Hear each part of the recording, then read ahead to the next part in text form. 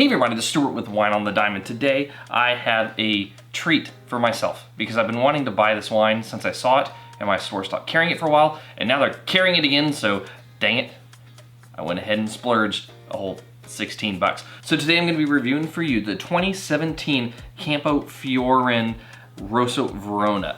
There's no disclosure of what the grapes are on this. It is 13% ABV. As I said, I paid $16 for it, but I did a little bit of research here, and it says it's made of Corvina, Rhodinella, or Molinaria.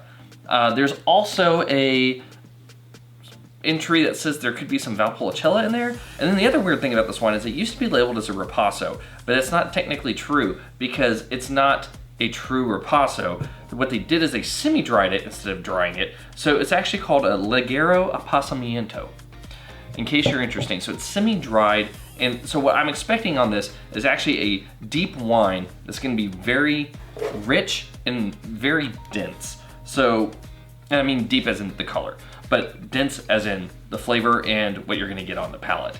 So let's take a look at this wine and see if those predictions pan out. All right, so from a color standpoint, yeah, it's deep.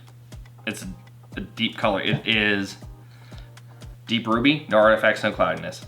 All right, so on the nose, oh, that's not what I expected up front. It's like a dark chocolate cherry. I kind of expected it to be a little bit more kind of red fruit forward and a little bit more, I guess, not as sweet. I don't even know how to savory. Yeah, it's like a chocolate covered red cherry.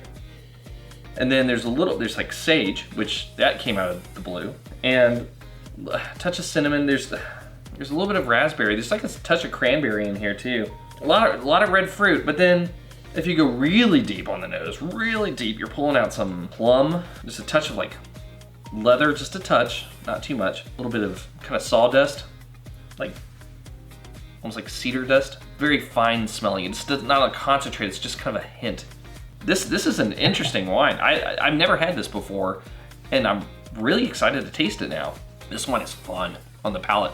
So, the first thing that happened in the approach, I get hit with acid and these dry tannins. They just, like, it really did a good job with the semi-dried grapes, pulling out some of that complexity in terms of the flavor, but then you're going into those tannins. It really pulled out those tannins too. It's just this dry, earthy approach. Then it goes into this really bright poppy fruit flavor on the mid palate. It's just, it goes from dry to fun really fast. And then in the finish, they all come back together and it evens out. This is a really, I can't recall a wine that I've had where the tannins are the things that you get on the approach. Typically you get a lot of the fruit and acid, and then those other elements kind of kick in with the secondary, the tannins, stuff like that. This was just tannins up front. It's like a mullet, man. It was like business up front, party in the back. This is the mullet of wines, of Italian wines that I've tried so far. Anyway, regarding the structure of the wine, full-bodied wine, medium alcohol, medium plus acid. It just has this really nice intensity on the nose. I'm saying it's a medium plus intensity on the nose, medium plus intensity on the palate.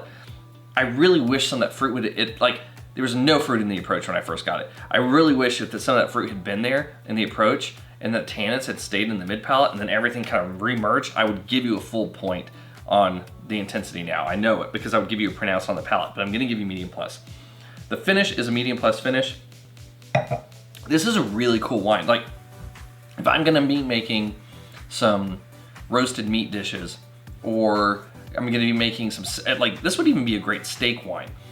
So add some steak, some smoked meat, stuff like that. This is a wine that would just have a lot of fun. There's also, I forgot to mention this, I didn't get it on the nose, but on the palate, there is a touch of like a smoky element to this wine. Not as much as you would get like with a Syrah, but just enough where if you weren't expecting it, it's a pleasant surprise.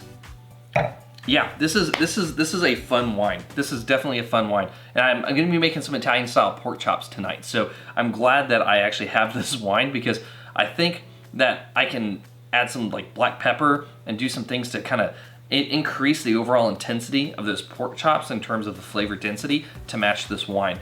I'm glad I tried this first because otherwise I would have probably overpowered the dish if I had been delicate with the meat. Anyway, speaking of what I'm gonna be doing with this wine, I need to get to the rating of it. Let's get to the blick. From a balance standpoint, full point, no complaints whatsoever. In terms of length, medium plus finish, half a point. In terms of intensity, I'm getting medium plus on the nose, medium plus on the palate. At least one has to be pronounced if I'm gonna be bumping you up a notch, so half a point. And complexity, I'm gonna give you, man, this is rough because I know it's a young wine and I want to give you more because of all of the different elements that are there. You know what I'm gonna say is for 2017, I'm gonna go ahead and give you a full point. I'm gonna give you a full point. In the end, this is a very good wine. I really, really like this wine. I'm going to be buying this wine again. This might be one of my new interim favorite steak wines.